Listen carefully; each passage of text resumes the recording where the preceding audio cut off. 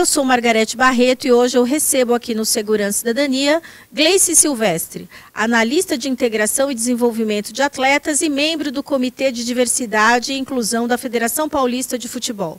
Vamos conversar hoje sobre os avanços, desafios e caminhos para ampliar a inclusão de mulheres no esporte, especialmente de mulheres negras. Desde o acesso à prática esportiva até a atuação como atletas profissionais, ex-atletas e ativistas. A conversa abordará desde o acesso à prática esportiva nas escolas e comunidades até a presença feminina em competições profissionais, cargos de liderança e arbitragem. Também será destacada a importância de políticas públicas de representatividade e de combate ao preconceito de gênero como fatores fundamentais para garantir mais equidade e cidadania no esporte paulista e brasileiro. Gleice, é um grande prazer ter você aqui no estúdio da TV Alesp, aqui no nosso podcast Segurança e Cidadania. É uma grande oportunidade ter você aqui para contar sobre a sua história no esporte e também do seu ativismo de luta de empoderamento feminino e das mulheres negras. Muito obrigada pela sua presença. É uma honra estar aqui, muito obrigada pelo convite e espero que seja uma troca boa para que todo mundo entenda um pouco dessas lutas que a gente tem no dia a dia. O Gleice, eu queria que você falasse um pouco da sua história no esporte, né? E agora a sua história na Federação Paulista, né? Você como integrante da diretoria de integração dos atletas e do Comitê de Diversidade da Federação Paulista. Você pode contar um pouco sobre essa sua rotina de trabalho, o que você desenvolve na Federação Paulista? Bom, vou começar pelo inverso, né? Falando um pouco do meu trabalho. Eu estou na Federação desde 2023. Eu entrei no departamento de futebol feminino e no começo desse ano eu migrei para o departamento de integração de atletas e desenvolvimento técnico. Então, a ideia desse departamento é que a gente faça relacionamento com clubes, atletas, profissionais, a gente ajuda nesse desenvolvimento, faz a ponte entre levantamento de dados para melhorias de competições. Então, a gente faz essa ponte para todos os outros departamentos de competição. A gente ajuda no desenvolvimento das competições, fazendo integração e fazendo desenvolvimento técnico de quem está envolvido nos jogos. Então você faz uma interlocução, né? Você não só fala com os atletas, mas também fala com os gestores dos clubes. Você faz a gestão de atletas tanto femininos como masculinos, né? Isso, o Renato Almeida, que é o meu diretor, ele faz mais essa ponte com o futebol masculino, eu faço mais essa ponte com o futebol feminino e tem o Guilherme Machado também, que faz essa interlocução, levantamentos de dados, cuida também da parte de ligas amadoras. Então a gente está nesse apoio ao DCO, Departamento de Competições. E assim, a gente tem assim um incremento do futebol feminino muito grande, né? Até porque nós vamos ter uma Copa do Mundo feminina e tudo, né? Com sede no Brasil. E houve um avanço do futebol feminino, eu estou na federação há bastante tempo também e eu tenho visto o crescimento do futebol feminino, né? Você também é prova viva disso, né? Sim, eu comecei a jogar em 96, uma época que não se tinha tantas competições. A gente tinha uma competição de campo amadora. Hoje a Federação Paulista ela tem 9 competições femininas durante o ano. Então a gente vê que esse aumento da competitividade, o aumento de participação de meninas, faz com que a gente chegue para uma competição internacional como essa, receber uma Copa do Mundo no Brasil.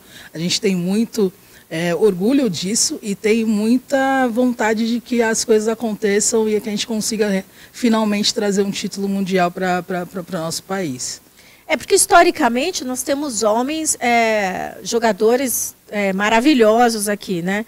E, com certeza, temos jogadoras também, né? Porque muitas mulheres jogam futebol, né? Eu sou filha de uma mulher que adorava jogar futebol, né? Numa época que futebol para as mulheres era quase proibido, era visto como uma forma... era visto com muito preconceito. Até hoje ainda é visto com preconceito, né, Gleice? Você pode falar um pouco sobre isso? Sim, é importante falar, né? O futebol ele foi proibido no Brasil de 1941 até 1979. Foram quase 40 anos de proibição e ele foi regulamentado só em 1983. Então, Enquanto a gente tem uma Copa masculina que começa em 1930, a participação da seleção feminina em Copas foi só em 1991, 60 anos depois. Então, esse vácuo faz com que a gente tenha um retrocesso no desenvolvimento, na capacitação, na qualificação. Então, a gente está buscando e está num momento bom, que hoje a gente consegue ter competição, a gente consegue ter investimento, a gente consegue ter infraestrutura e pessoas qualificadas para trabalhar dentro do futebol feminino. Eu acho que a gente está vivendo um momento histórico para o futebol feminino, né? Eu acho que nunca houve tanto investimento, tanta possibilidade para as meninas jogarem como hoje, né? Assim, no Brasil, né? A gente vê que nos Estados Unidos a prática do futebol feminino é uma coisa muito... As garotas adoram jogar futebol, né? Não existe preconceito para que mulheres joguem futebol e aqui ainda existe um certo preconceito, né? Exato, infelizmente, né? Em outros países o incentivo ele vem desde cedo. No Brasil ainda a iniciação no futebol ela ainda é tardia para as mulheres. A gente tem competição para meninas a partir no campo, né? A partir da categoria sub-12. Enquanto para os meninos, a partir da categoria sub-6, eles já jogam. Então, esse vácuo, essa lacuna faz com que a mulher se desenvolva tardiamente também. Então, o incentivo à prática ele é muito, muito importante. A massificação do futebol é muito importante. A gente tem alguns projetos que ajudam nisso. Eu posso citar o SESI, o Meninas em Campo, Em Busca de uma Estrela, que são projetos que ajudam na iniciação esportiva e na massificação da modalidade. Muito legal. E você fala assim sobre a inclusão, né? Você fala no futebol, mas na verdade você fala na inclusão de mulheres em várias posições, né? Sim. Você fala de mulheres ocupando cargo de lideranças, né? Mulheres árbitras, mulheres técnicas, né? A gente já teve algumas jornadas lá na federação que fala sobre isso, né? E você tem visto uma melhora nisso? Você tem...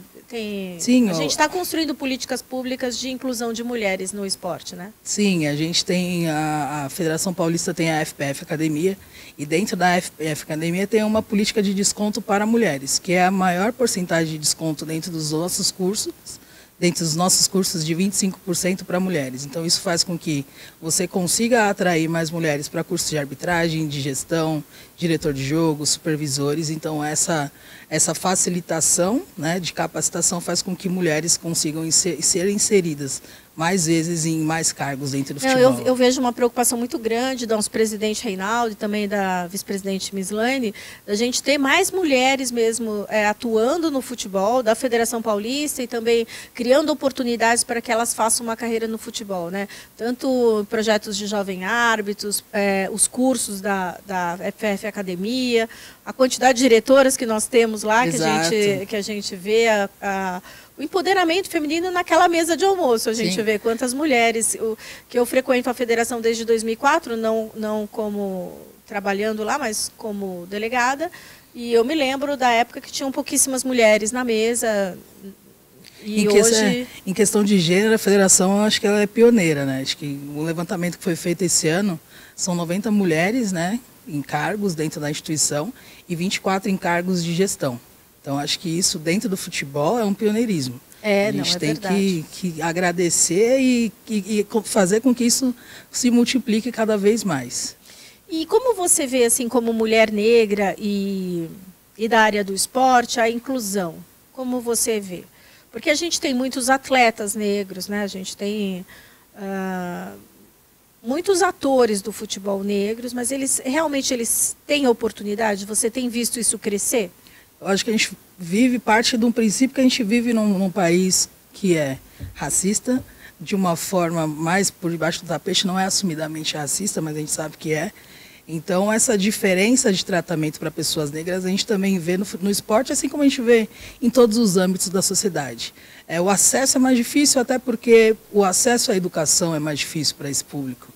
Então, eu faço parte disso, eu sou cria de projeto social, eu estudei em escola pública, mas graças à minha mãe, que sempre me incentivou e me obrigou também a estudar, eu consegui me desenvolver dentro do que eu gostava, que era o esporte, e cheguei até onde eu estou. A gente precisa de políticas públicas para incentivar, para ter vagas afirmativas, para ter cursos específicos para pessoas negras. Eu acabei de fazer um curso que chama Programa de Lideranças Negras no Esporte, que é do Grupo Mover. Então, isso faz com que consiga inserir cada vez mais profissionais negros dentro dessa modalidade. É difícil, mas a gente tem que continuar na luta e buscando a qualificação para que a gente consiga a oportunidade profissional. Você sabe que eu costumo dizer que para a gente sentar, alguém tem que levantar, né? Exatamente. Nós, como mulheres, né, existe isso, né? Para a gente sentar num cargo, alguém precisa levantar. Exato. E na maioria das vezes é um homem que está sentado lá, que a gente vai ter que tirar ele de lá. E a gente só tira ele com muito trabalho, com muito estudo, né? Eu vi que você foi na La Liga, você fez vários cursos fora. Eu sei do seu comprometimento, que não é só trabalho, é luta, né? Você tem uma vida voltada para isso mesmo. E é com muita satisfação que eu te recebo aqui, porque eu sei que você é uma pessoa que não só luta por outras mulheres, mas também tem uma luta diária, né, do seu empoderamento na sua carreira, na sua vida. Isso é muito bonito de ver. Eu também sou cria da escola pública, então aqui vou deixar um abraço para todas as professoras da escola pública, porque a gente sabe o quanto é difícil, né? Nós viemos de lá, a gente sabe o quanto foi difícil essa caminhada, mas também que tem muita escola boa, muito professor que quer que os alunos vençam na vida, que é muito importante a gente ter isso em mente, né? Porque assim, a gente vê uma escola pública sucateada muitas vezes, mas a gente vê muitos professores que querem muito que os alunos saiam dessa linha de pobreza, que realmente assuma postos, que estude, né? Isso é muito bom, que eu tenho uma amiga aqui de mesa que também veio do mesmo lugar. E assim, esses desafios que você enfrentou e essa formação internacional, o que você trouxe de bagagem que você está usando lá na federação como incentivo para outras mulheres? Bom, porque você chegou lá, né, Gleice? Sim, cheguei. Isso é legal, né? Isso é louvável e tem que ser comemorado. É bom também falar que para eu participar do La Liga foi graças a um patrocínio integral da Petrobras, que é uma parceria com o futebol feminino paulista.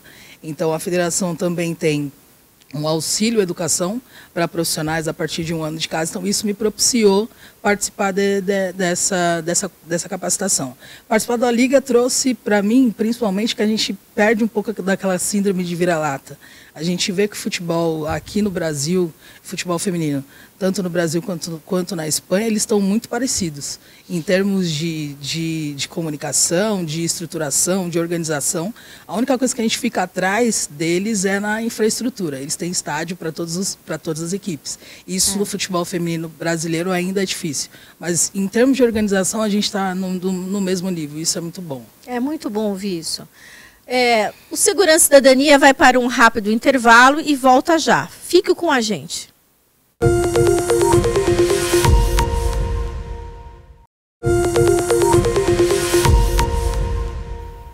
O Gleice, e nessa caminhada sua, você já viu de tudo, né? O que mais te encanta, assim, o que as mulheres estão fazendo em campo que mais te encanta? Porque assim, eu acho que eu sempre falo aqui no programa que nós somos movidos por sonhos. Nós não somos movidos pela realidade, porque muitas vezes a realidade não é aquilo que a gente quer, né? Sim. Eu sei que você está trabalhando muito pelo futebol feminino. E o que você está esperando da Copa do Mundo aqui no Brasil? Qual que é o investimento em infraestrutura? O que você tem visto assim de investimento que está vindo para essas meninas? Eu acho que é chegar ao investimento, né? Que a gente não tinha tanto investimento na modalidade. Então, hoje a gente tem infraestrutura destinada, a gente tem investimento, tem cotas de competições, tem cota de premiação para quem ganha a competição. Então, isso não tinha antigamente. Então, a Copa do Mundo, a gente vai utilizar muito do legado da Copa masculina.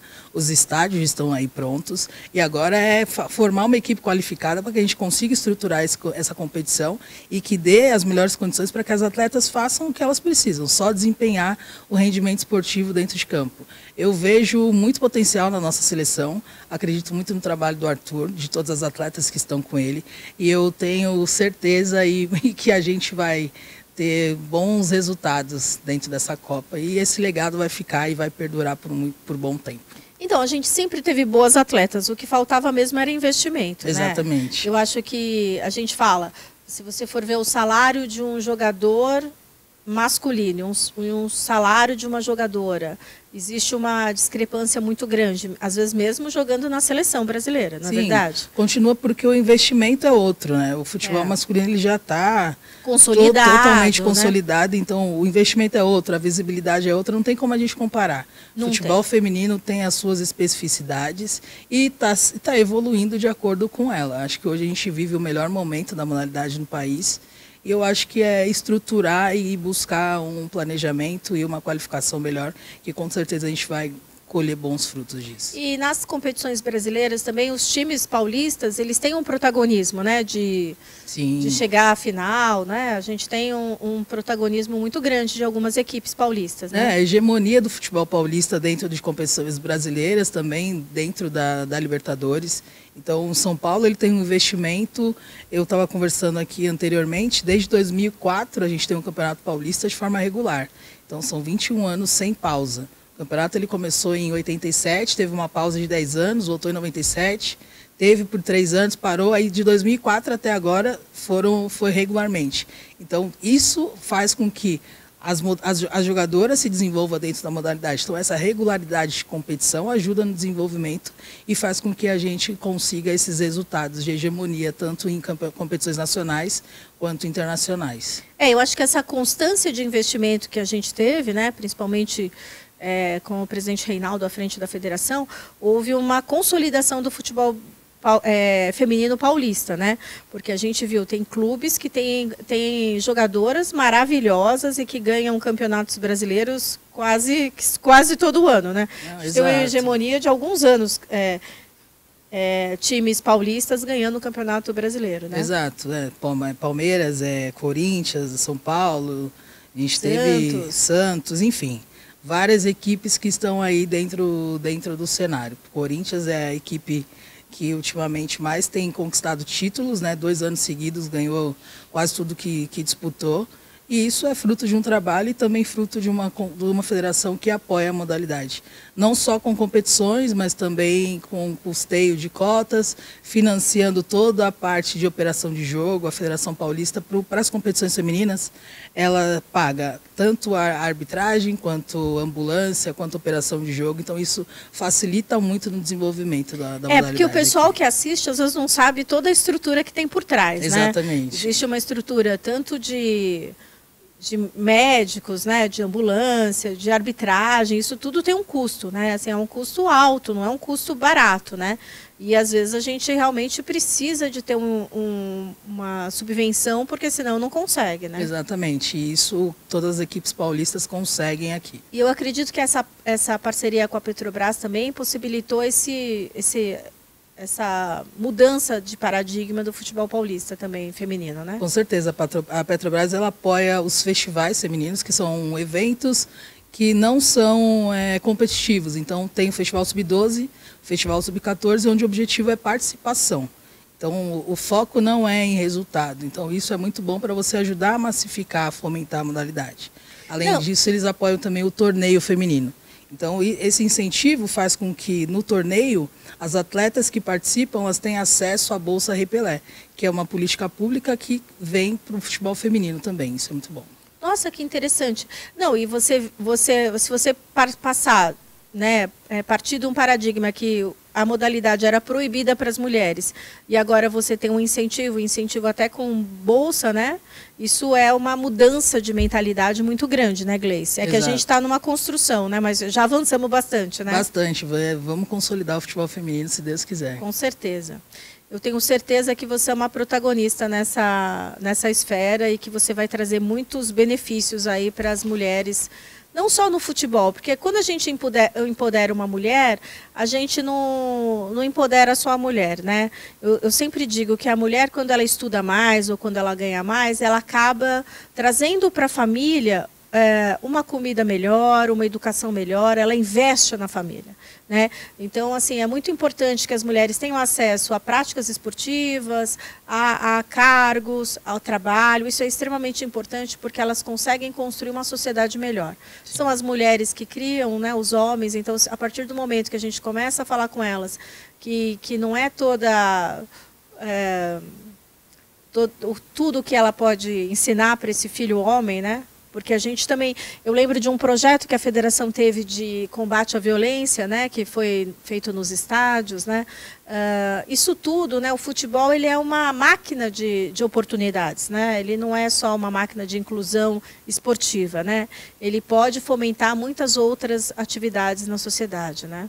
O Mauro fala muito, né, o futebol ele tem que ser utilizado como ferramenta de transformação social. Então a gente tenta incluir isso, colocar isso na mente dos clubes para que eles desenvolvam isso internamente também. Quando você fala de combate à violência, tem o mote de Menos Ódio, Mais Futebol, que é desenvolvido pelo Departamento de Marketing da Federação nas competições, e isso auxilia muito para que a gente leve também a educação. O Comitê de Diversidade ele leva também educação sobre diversidade para os clubes. Então acho que a gente precisa entender o potencial e a força que o esporte tem para inserir e mudar a sociedade também. Não, eu sei dessa campanha aí, como que é mesmo a campanha? Menos ódio, mais futebol. Menos ódio, mais futebol, que é extremamente importante, que ela foi realizada em razão do protagonismo violento das torcidas organizadas e também da agressividade de torcedores em campo, né? É muito importante que a federação esteja alinhada com as campanhas de segurança, de prevenção à segurança, e eu vejo um alinhamento muito positivo, né? O Mauro Silva tem procurado também, leve o nosso abraço para o Mauro, um abraço bem apertado para o Mauro, e que eu sei que ele é integrante do Comitê de Diversidade, e ele tem todo um olhar sobre isso, né? Até porque ele, como atleta negro, né, ele também deve ter sofrido muito preconceito, né? O Mauro é uma referência, né? Não só da modalidade, mas também do cargo de gestão que ele ocupa. Então ele serve de espelho e de representatividade para muita gente. Além do Mauro, eu tenho a Aline Pellegrino também como referência dentro do esporte. Então, acho que quanto mais gente parecida com a gente dentro desses cargos, mais incentiva para que a gente busque eu adoro a Aline, eu chamo ela de Nefertiti, né? Porque ela é tão linda. E ela que começou essa caminhada do futebol feminino aqui na Federação Paulista e depois migrou para outra entidade e também está fazendo um trabalho maravilhoso. A gente vê como as pessoas com oportunidade conseguem construir uma carreira de sucesso. Né? Ela também é atleta, assim como o Mauro, e está num cargo extremamente importante. O Mauro, vice-presidente da federação, ela... gerente de competições da CBF. A Aline, ela abriu portas, né? Ela foi a primeira coordenadora de futebol feminino. Depois dela entraram Ana Lorena, entrou a Nuti, que hoje é diretora da Ferroviária, Vitória, Camila. Hoje tem a Kim, a Thaís Picard também passou por lá. Hoje tem a Kim como diretora executiva de futebol feminino. Então, ela abriu esse caminho para que a gente pudesse percorrer, deixou muito legado e a gente está aí tentando construir vários departamentos unidos para o desenvolvimento não só do futebol feminino, mas do futebol paulista como um todo. É verdade, tantas mulheres fantásticas que passaram, né? Eu conheci quase todas. Me diz uma coisa, eu queria que você falasse, não sei se você pode dar um spoiler, né? De quais são as atividades do comitê agora para esse ano, né? Se vocês estão fazendo o planejamento ainda, vai ter alguma... Qual será o nosso grito de guerra? Grito de guerra não, o grito da paz no Campeonato Paulista próximo? O Comitê de Diversidade ele trabalha muito voltado para os clubes, então a gente organiza palestras. O ano passado a gente conseguiu atender todas as equipes da Copinha Feminina com palestras sobre capacitismo. Nós levamos a Simone Camargo, que é do Comitê Paralímpico, para dar uma palestra para as atletas. Isso foi de um ganho absurdo, o quanto elas entenderam o potencial que o esporte tem para combater as discriminações. Nós tivemos também palestra de combate ao racismo. Além disso, a federação ela tem um tratado pela diversidade contra a intolerância no futebol, e isso faz com que a gente tenha um protocolo de acolhimento a vítimas que passarem por crimes relacionados à xenofobia, racismo, homofobia e capacitismo. Então, a arbitragem foi treinada, os diretores de jogo foram treinados, a equipe de apoio, para acolher as vítimas que sofram esse tipo de discriminação dentro das competições. Eu vejo assim, não é só o tratado escrito, né? Existem ações em campo, né? Isso é muito importante. Quer dizer, você tem tanto o protocolo de atendimento como os atores da federação que vão cada um fazer na hora do enfrentamento a um ato de racismo, de capacitismo, né? Exato, todos foram treinados e a gente atua atua muito nessa parte educativa, tanto para os clubes quanto para os colaboradores internos da federação. É muito importante. Educação é tudo, né? Exato. Educação, prevenção e uma repressão qualificada. Quando acontece, a gente tem que reprimir de forma qualificada. Gleice Silvestre, foi um grande prazer receber você aqui no estúdio da TV Alesp. O nosso microfone está sempre aberto para você. Leve um abraço para os colegas da Federação Paulista, que eu estimo demais. E você é uma pessoa guerreira, que mora no meu coração, que eu gosto demais de você, acho que você sabe disso. A gente não se vê todo dia, mas tem gente que tem um cantinho especial. Você é uma delas. Não, feliz muito demais. Obrigada. Muito obrigada. Obrigada por esse acolhimento, por esse convite. Aprendo muito, observando o trabalho de várias pessoas que estão ali, o quanto você me acolheu, o quanto você me tratou bem desde a primeira vez. Então, acho que estar aqui hoje é só uma exaltação do que é a troca de mulheres. Muito obrigada. Obrigada, meu amor. O programa Segurança e Cidadania fica por aqui. Muito obrigada por sua companhia e até logo.